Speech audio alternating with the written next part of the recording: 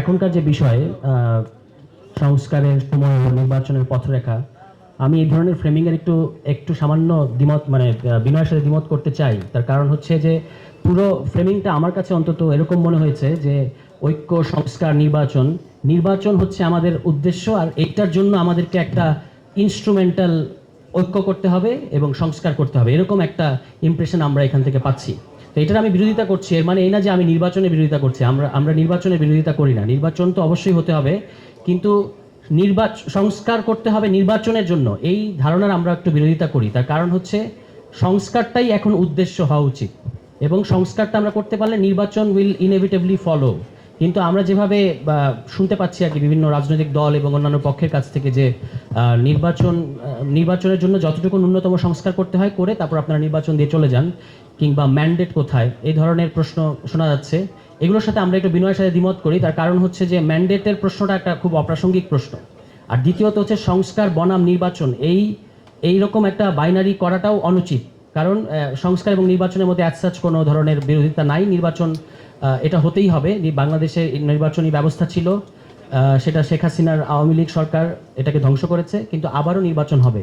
কিন্তু সংস্কার না নির্বাচন, এই সরকার সংস্কার করতে পারবে কিনা, এই ধরনের যে কথাবার্তাগুলো আমরা শুনতে পাই, সেটাতে আমাদের কাছে একটু মনে হয় যে আমরা কি এই যে এতগুলো প্রাণ গেল এবং এতজন শহীদ হলো, এখনো আহতরা কাতরাচ্ছে, অনেকে এখনো শহীদ হচ্ছেন, তো এইটার প্রতি আমরা ঠিকমতো জাস্টিস করতে পারছি কিনা মাঝে মাঝে আমার এই সন্দেহ হয়।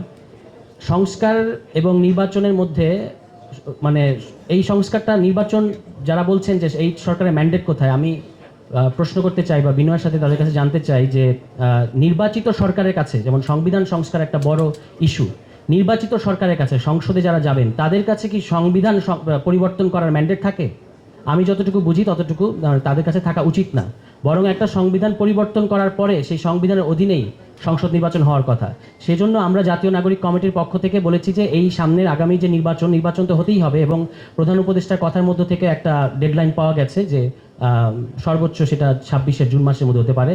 তো এই নির্বাচনটা সংসদ নির্বাচন হওয়া উচিত না, এই নির্বাচনটা হওয়া উচিত গণপরিষদ নির্বাচন।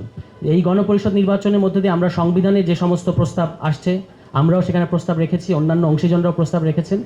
এই পরিবর্তনগুলো হচ্ছে আমরা গণপরিষদে তোলা উচিত, দলিলটা যেগুলো প্রস্তাবগুলো আসবে, তারপর সেই গণপরিষদই পরবর্তীতে আইনসভায়, যদি আমরা দুটো নির্বাচনের মধ্যে দিয়ে না যেতে চাই, তাহলে ওই মানে গণপরিষদই কিন্তু হতে পারে আপনার আইনসভা, এইটা সম্ভব, মানে সংসদে পরিণত হতে পারে। সুতরাং এই রোডম্যাপটা আমরা ফলো না করলে, আমরা যদি এখন আবার একটা সংসদ নির্বাচনের দিকে যাই আগেরকার সকল সংবিধানের মধ্যে এবং আইনের মধ্যে, তাহলে আমরা যে ভুলগুলো আগে হয়েছে সেটা আবারও হবে। তার মাঝখানে একটু দুটি ভিন্ন বিষয়। আমাদের সংসদ নির্বাচন যে কাঠামোর মধ্যে আমরা আছে, যে প্রস্তাবগুলো রেখেছি সেগুলো ইতিমধ্যেই প্রকাশ্যে আছে, এগুলো নিয়ে নিউজ হয়েছে। আমরা সেখানে বলেছি যে সামনে নির্বাচনটা যেহেতু সংবিধান একটা বড় প্রশ্ন, সুতরাং এখন যারা মতামত দিচ্ছে অংশীজনরা, রাজনৈতিক দল সহ আমরাও দিয়েছি, এইগুলো সামনের গণপরিষদে তোলা উচিত এবং একটা গণপরিষদ নির্বাচন হওয়া উচিত। ওই গণপরিষদে যারা আসবে তারাই গণপরিষদের মধ্য দিয়ে সংবিধান প্রণয়ন করার পরে এটা আইনসভায় পরিণত হতে পারে, মানে সংসদ হতে পারে, এরকম আমরা একটা প্রস্তাব দিয়েছি। তার মানে সংবিধানটা এই সরকার, আমি যেটা মৌলিকভাবে এখানে ডিফার করতে চাচ্ছি যে আপনি শুধুমাত্র একটা সংসদ নির্বাচন করবেন এবং সেই সংসদের মধ্যে গিয়ে আপনি সংবিধান প্রণয়ন করবেন, এই ধারণাটার আমরা বিরোধিতা করছি। আপনাকে হয় গণপরিষদ যেতে হবে অথবা সংবিধান এখন প্রণয়ন করে আপনাকে গণভোটে যেতে হবে, এই দুটার একটা, যে কোনো একটা কিছু করতে হবে আমাদের। এবং পরবর্তীতে ওই গণপরিষদই মানে আইনসভায় রূপ নিতে পারে, এরকম আমরা বলেছি।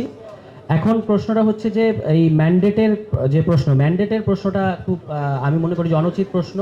এই প্রশ্নটা তোলা উচিত না, কারণ ম্যান্ডেটটা শুধুমাত্র নির্বাচনের মধ্য দিয়ে আসে, এই ধারণাটাও ঠিক না।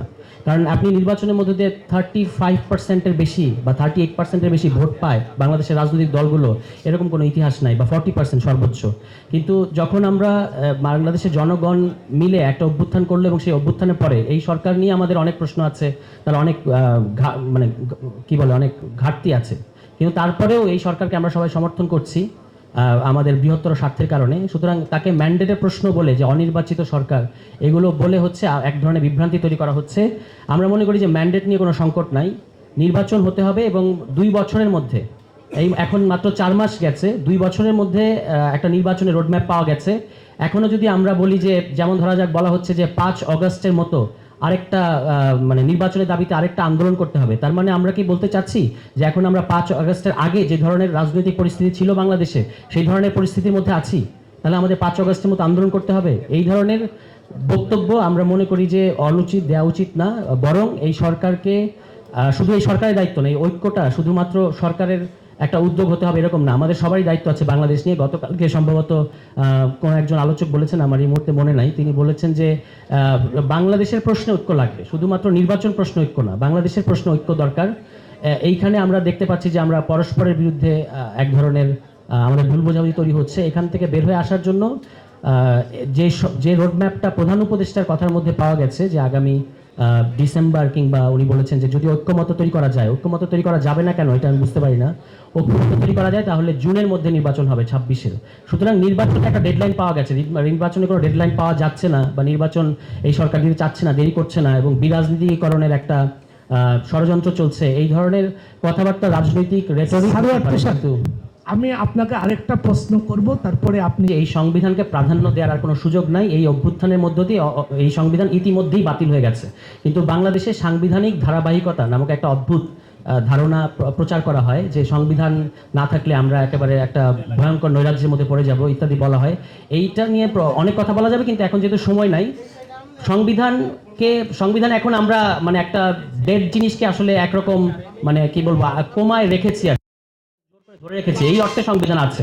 আদারওয়াইজ এই সংবিধান থাকার কোনো কারণ ছিল না। এই সংবিধানকে আমরা পার হয়ে এসেছি, কারণ এই সংবিধান লম্বা সময় ধরে বাংলাদেশের জনগণের ইচ্ছা অভিপ্রায়ের বিরুদ্ধে দাঁড়িয়েছিল। তো জনগণের ইচ্ছা অভিপ্রায়টা যদি মূল কথা হয়, তাহলে এই সংবিধানটা নিজেই অসাংবিধানিক। এটা নিয়ে আপনারা হয়তো ভাবতে পারেন যে আমি তো আইনের লোক না, আমি কোথা থেকে সেই কথা বলছি। শরীফ ভূঁইয়া, যিনি এখন সংবিধান সংস্কার কমিশনে আছেন, এই অভ্যুত্থান কেন সাংবিধানিক? মানে প্রথম কথা হচ্ছে যে এখানে অনেকেই বলেন যে অভ্যুত্থানকে তো সংবিধানের মধ্য থেকে দোহাই, মানে সংবিধানের মধ্য থেকে তাকে তার লিগ্যালিটি অর্জন করতে হবে না, এটা একটা তর্ক। আরেকটা হচ্ছে শরীফ ভূঁইয়া সহ অনেকেই কিন্তু বলছেন যে খোদ এই অভ্যুত্থানই সাংবিধানিক।